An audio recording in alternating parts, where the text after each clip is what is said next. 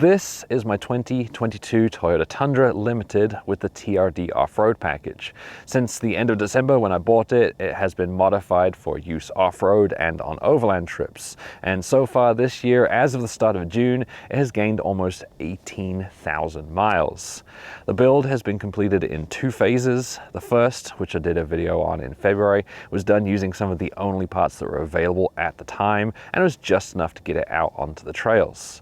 Since then, almost everything has changed, so in this video, I'm going to go over phase 2 of the build. If you want to know more about something that I mentioned in the video, I'll have everything linked in the description or on my website at revereoverland.com/Tundra. And yes, this is a gear and equipment video. The first and most obvious thing that has changed on this truck is the color. Originally, the truck was magnetic gray metallic, but just days before Overland Expo West, I took it to Adventure Motors in Kansas City to have it wrapped. To prepare the truck for wrapping, we had to strip it down and remove parts. While the guys from Adventure Motors were removing door trim, I got started on the stickers. Next, they worked on the grille, while I continued on the stickers. Every little trim piece needed to be removed, as did the stickers. While they worked hard with the big stuff, I worked harder on the stickers. Even the headlights came out, and I helped by removing some more stickers. The colors I went for were ATIII's light blue with the trim done in satin black.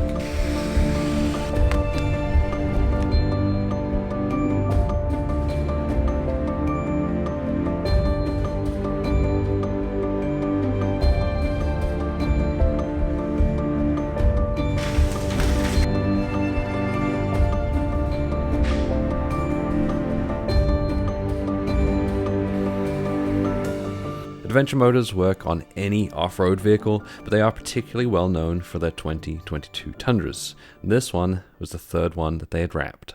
The end result was this eye-catching blue, which is ATIII's light blue. It's an almost perfect match to blue flame, which you can see on the Toyota RAV4. The other noticeable thing is up front here on the bumper. For the front bumper, I went to CBI Fabrication in Idaho Falls. They have two bumper options, but I'd be getting the full-length Baja bumper. To fit it, the front end needs to be removed and cut. To make installation easier, the bumper comes in two main parts. The first attaches directly to the frame and has tow hooks and a winch cradle. I bought the 12,000-pound Warn VR12S for mine. It bolts directly into the cradle, but the control box will need to be relocated above it. Before installing the outer part of the bumper, we had to attach the parking sensors. If you're adding lights, now is the best time to do that too. The two-part bumper makes the whole process a lot easier since you don't need to lift the entire bumper up with the winch and heavy cradle. Once it's lined up, there are just a few bolts to attach the outer bumper. The final step was to insert the grille and plug in each of the sensors again. The Baja bumper from CBI provides a lot more clearance than the stock bumper setup, which I had issues with earlier in the year. It also gives protection all the way across, which is something that's important for when I take this on some of the more technical trails. The bumper is designed to work with all of the stock parking sensors, and the radar and safety sense continue to work perfectly. If your truck comes with the active air dam like mine did, it will need to be removed, and that did trigger a warning on my dash. This is a prototype version of the bumper though, and from what I understand, there is a fix for that on the way from CBI. The Warn winch is outfitted with Factor 55's Ultra hook, which is much tougher, more versatile, and far safer than the crappy hook that the winch comes with. It also sits flush with the fairlead here, and that stops you from gouging the metal around the outside of the fairlead with the hook, which could damage the synthetic winch line. It's also orange, which matches my theme. Originally, I had the Tundra-specific light kit from Heretic Studio with their fog light replacements and the 20-inch bar in the middle, which all fit perfectly, and I really liked them. With the CBI bumper, none of them fit, so I traded them in, and I actually cut off the bumper and turned it into Heretic so they could use that for a display, and traded all for some lights that would fit. In the middle, we've got Heretic's 30-inch light bar. On the outside, there is a pair of the 4 LED Quattros and a pair of the 2 LED BA2s. Once again, I went with the true amber lights for the low-down lighting. I tell everyone it's because the longer wavelength of the amber light reduces the refraction in dusty conditions, and it doesn't reflect as harshly off the snow. snow, but everyone knows the real reason is because it looks the best. Just up the grill, I've also added a few of the decals from TVD Decals, and these add about 10 horsepower each. Moving back, we've also added ditch lights. There are a few ditch light brackets on the market, but most of them seem to be really cheap U brackets that's suddenly worth over $100 and require cutting or removing the trim piece at the base of the windshield here. This one from CBI is the only one that I've seen that doesn't need any cutting or trimming, since it bolts into the hood mounts here in just a couple of minutes. Once again, I've gone with the 4 LED Quattros from Heretic Studio, and all of the lights on this truck are a combo beam pattern, so they're half flood and half spot, but I do feel like I probably should have gone with pure floodlights for the ditch lights. They're designed to point slightly out, and having a spotlight just doesn't make any sense in this application. For the lights above the hood level, I've gone with the white light. If it's dusty or snowy, I'm not going to be using them anyway. And as much as I like amber lights, the white lights have the most light output. You're not going to be filtering out any light like you would be with the amber lenses, and you're going to get more light reflected back off what you're looking at. While I was at CBI, we also installed these rock sliders. They're the kick-out style, which is great for providing extra protection, but also gives my wife something to step up on when she's getting in and out of the truck. This is definitely something I've been wanting for a while, since I've been very nervous about damaging the rocker panels, considering the extra length and poorer breakover angle of this truck when compared to something like my 4Runner. Underneath, we also added the full Overland skid plate set, which is a huge improvement over the single tiny plastic skid plate that the truck came with. And I know people say ballistic grade nylon or whatever, it's still plastic and it's still really small. So now I have full protection all the way from the front bumper back to the transfer case, with everything except for the fuel tank covered underneath. Inside the truck, you'll have to excuse the mess. We've been on the road a little over 5 weeks now, so there's stuff everywhere. But I do have a few things going on that are worth showing you. First of all, underneath the driver's seat, we have the seat jackers and multi-mount panel from Desert Does It.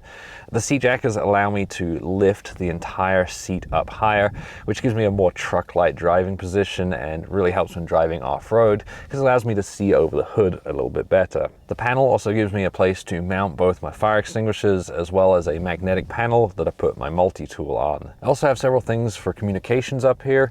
The first one in the middle here is my ICOM 2730A ham radio, which goes to a Comet SS680 SB antenna, and I chose that one because of the built-in spring that helps it deal with brush and low-hanging branches catching on it.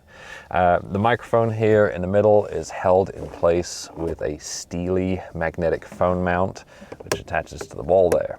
You probably also noticed the other antenna that I got sticking up from the truck, and that is the WeBoost cell phone booster. And it really does work, and it is great for when you're working remotely, since it gives a stronger, usable cell phone signal. It just opens up more places for us to camp where we can work. Unfortunately, there are still going to be times when there's just absolutely no cell phone service, so it can't be relied on 100%, and it's not good for emergencies. For that, I use the Spot X satellite messenger, and this thing can be used for tracking or getting a hold of people when there's just absolutely no cell phone service at all. It also has a giant SOS button on the front, so if I need to send out emergency signals and get rescued for some reason, I can push that. Most of the time, it's just used for tracking. My parents enjoy tracking where I am and making sure that I'm still alive. It is nice that they keep track of me when I'm completely alone, because my wife just doesn't bother for some reason. It can also be used to send text messages to any cell phone, which has been very useful for when I'm outside of cell phone service and I need to update someone or ask some questions. We did just also order the Starlink RV service, and that's going to help us work absolutely anywhere. It hasn't arrived yet, but I am really excited about it. I am really looking forward to it, because there have been a few times on this trip where we have struggled to find a campsite with enough cell phone service for my wife to attend her meetings. In the back, we've made some big changes. The back seats are actually gone completely, and they are replaced with the seat delete system from SHW Off-Road. Unfortunately, I can't really show you it right now because it's covered with basically everything. All the stuff we brought for us on this trip. We've got about another week left, so about 6 weeks worth of stuff plus the fridge. The system's made up of 4 parts, so you've got the 2 bases and the 2 back panels. It is possible to just get the bases, so if you just want a platform for your gear or for your pets, then that's definitely the most economical option. But then you end up with the smooth plastic back panel that just comes with the Tundra. It doesn't look bad, but it's not functional, so I really like the back panels that come with the SHW off-road system because you get that MOLLE panel storage on the backs. Something that's worth knowing is that if you do go with the 60% back panel and you have the JBL music system or sound system, then you will have to remove the sub for the JBL models to get that MOLLE panel fitted in. This is probably one of my favorite mods because it makes the storage and organization so much easier. The flat top of the seat delete allows me to stack up so much stuff like the luggage. I got the fridge in here, tons of flat storage space. And the fact that it's contoured to the door panels along the edge means that I don't lose stuff down the sides. Underneath the seat delete, you still have access to the storage box. I've been using it for things that I don't need to get to often, so I got things like my jack and my tools under there. And then the other 2 lids in the front give new storage cubbies that are created by the delete. The one on this side is used for my wife's books, so she can just lift up her duffel bag there and get her books out while we're traveling. And then on the other side, I have my dual battery setup in there. The whole battery system is basically managed by the Redoc management and distribution system. It's a really high-end system that does a lot of stuff. On the top, I have the Manager 30, which charges the batteries using the alternator, 120 volt shore power, or I can add solar, but I haven't done that yet. Underneath that is the Red Vision distribution system, and that's what sends power to all of the multiple outlets that I have all over the truck. Each of the outputs are independently fused and controlled using either the cell phone app or the Red Vision screen that I have mounted in the front. The batteries that power everything are 2 100 amp hour Lion Energy lithium iron phosphate batteries, which provide more power than I've ever needed. It could easily run both mine and my wife's heated blankets all night long in the tent. In fact, probably could do it for a couple of nights, or you could run a fridge for a week or more depending on the ambient temperature. I have multiple outputs throughout the truck. On the back panel I have Redoc's 1000 watt pure sine wave inverter, which can actually be controlled through the Red Vision screen. This will actually be hooked up to 2 outlets that are at the front of the seat panel, or seat delete, sorry, as well as a roof output that I'll show you in a minute. I also have 2 12 volt outputs, again at the front of the seat delete, which is great for charging drone batteries and other accessories. And I have one that's on the roof and another that is planned for the back. Up here on the roof is one of the outlets that I like the most. I've run a 120 volt outlet and a 12 volt outlet up here to this black waterproof box so I can plug in when I'm in the rooftop tent. All I have to do is unzip the window and reach out. The 120 volt outlet allows me to run the heated blankets all night, and then the 12 volt outlet is great for the pump for my mattress. Before I added this little box, I'd have to run an extension cord from the back seat every night and then shut it in the door. And for the pump, I'd have to bring a little battery pack like a Jackery up. In the truck bed, we have added the SHW off-road drawer system. This was one of their very early prototypes, and their latest system looks completely different, so I don't want to show you too much of it, especially since we actually tried our best to break this one to test it out. The good news is that even before the improvements were made, this thing was very difficult to break. We actually tried jumping in the drawers, we were throwing heavy loads on it, but ultimately we had to leave it unsecured and get it airborne before we had any damage to it. There are still several things I really like about this one that will be carried over to the final design. One of those is that this is specifically designed for the Tundra. They do actually have another system for the Tacoma and one for the Gladiator as well. But this one is specifically designed for the Tundra, so these drawers use every single inch of square space available. Another thing I like is that the drawers are fully extending, so you can get to the far end of them easily. And finally, I just like how light it is. The system is made out of a lightweight fiberglass composite, so everything together comes to about 160 pounds in total. On the bed, I now have CBI's roof rack height bed rack. If you watched my previous video, you know that I had the CBI crossbars previously and the tent overhung the back. Now that this is roof rack height, I've been able to move the tent forward so it no longer overhangs the back of the truck.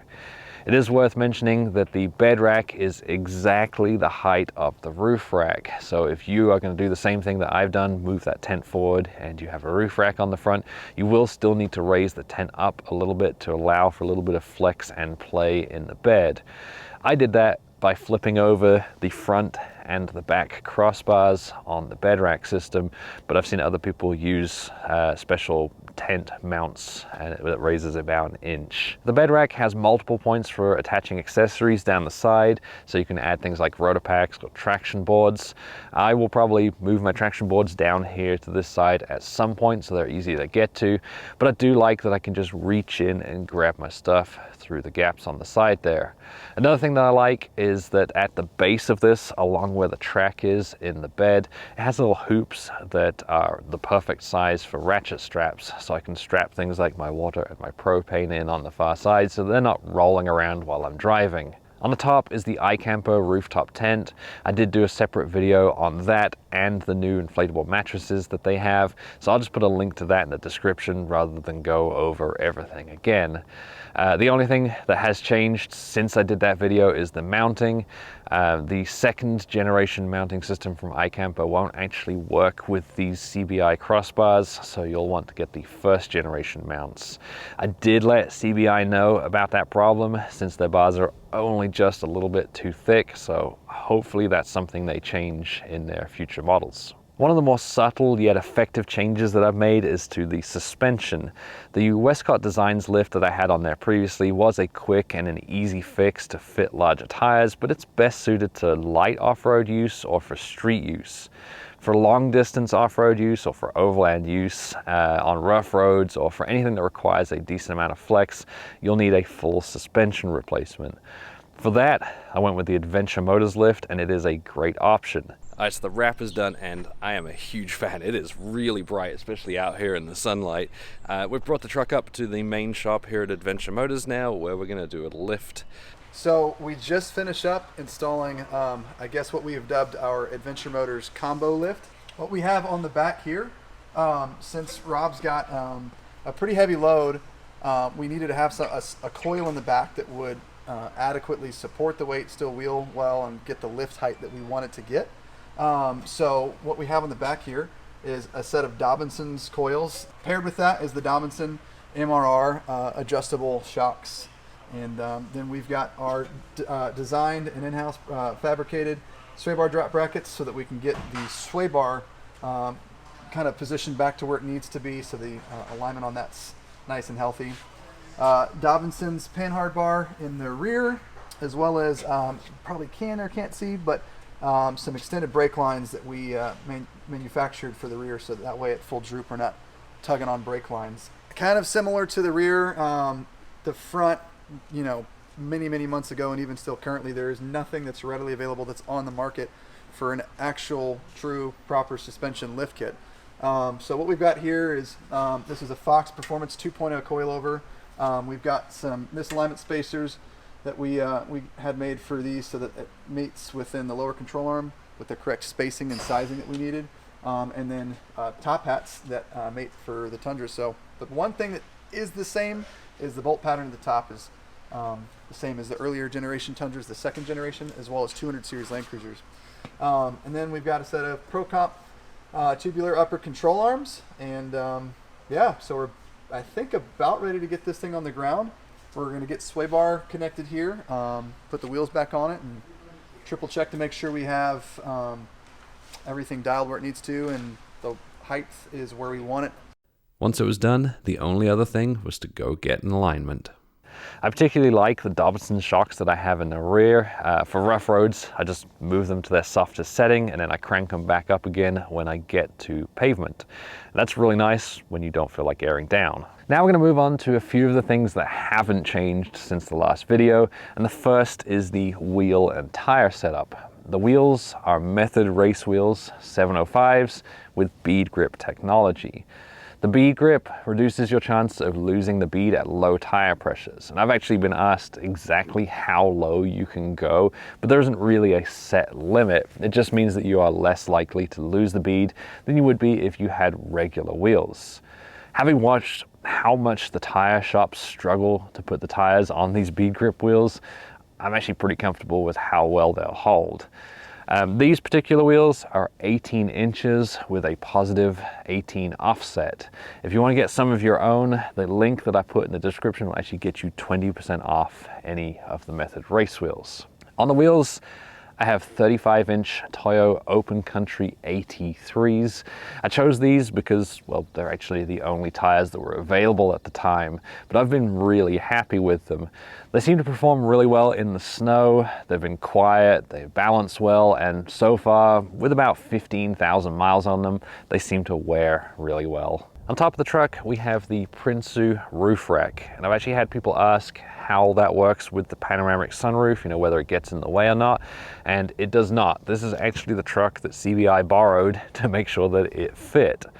You do have to drill into your roof in 4 places on either side for mounting, but the end result is that you have a very sturdy roof rack. On the front of the rack is the Heretic Studio 40-inch light bar, and we've hidden the wire from that using Casey's wire hiding trim down the side of the windshield there. I've also added 2 handles on either side of the roof rack, and those really help when getting up into the cases on the roof. The cases are from Rome Adventure Company, and they're waterproof and tough, and I actually walk around on top of them when I'm getting the Max Treks out from the middle there. There are several things that I like about these cases when you compare them to others. I actually had some Harbor Freight rifle cases up there before I got these. And one of the things I like, one of the big differences, is that these lock on the latch. That makes them harder to force open. With the Harbor Freight ones, even with a lock in there, you can just peel up one end of the lid and reach in. These also have a strut that's built into them, and that allows them to hold themselves open, so when you're getting stuff out, you don't have to hold them up with one hand and dig around with the other. They also have some cool accessories that you can get for these, like the lid organizers and lid molly panels that are available. I have had people asking if it's actually necessary to have boxes up here on the roof with all of the bed space that I have available. And the short answer is no, at least not really. I have them up there for convenience. I store my tent heater and recovery gear in them, so it's all things that I want to be able to get to easily, and I don't really want to have to pull those cases out of the bed when I need to get into them. So they're up on the roof, so I can just climb up, pop them open, grab what I need. What I probably should do is add some of the quick release systems from Rome, and that way I can keep them in the bed when I'm driving across country and then put them up there when I get to the trails. So what's next? Well, at this stage I'm really just waiting on a few more things to be developed for the truck or become available. I'd love to have SHW Off-Road's final version of the draw system, and I'm also considering having a sealed bed topper like the RSI Smart Cap. Another thing I'm looking for is going to be things that make me and my wife more comfortable while we're traveling and working. So I'll probably end up with something like the ostrich wing awning from Rugged Bound, so that we can have some shade or shelter from the rain while we're out traveling. But I might also do something like the ATIII Habitat or the Skinny Guy Camper in the bed instead of the Smart Cap. That way we actually have a fully enclosed tent and kind of living space that we can work out of and get out of the bugs. As soon as CBI finishes up their rear bumper, I'll have that on the truck too. The plastic rear bumper is very vulnerable. I've pulled it apart a couple of times already. So I need something back there that's going to take the hits and hopefully give me a little bit more ground clearance. Other than that, I'm really happy with the truck as it is and have thoroughly enjoyed taking it out on these trips. Our final thing for the video is to address some of the comments and questions that have come up regarding the Tundra and this build. First of all, no, the engine hasn't blown up, neither have the turbos. I haven't weighed it, but it still has great acceleration, and yes, this is the best Tundra yet. Having driven this and the second gen back to back, the only real advantage the old one has is a slightly better turning circle. It's about 10% worse in this one. It's not huge, but it is enough to make a slight difference in the parking lots and on tight trails. Now that the troll comments, have been addressed.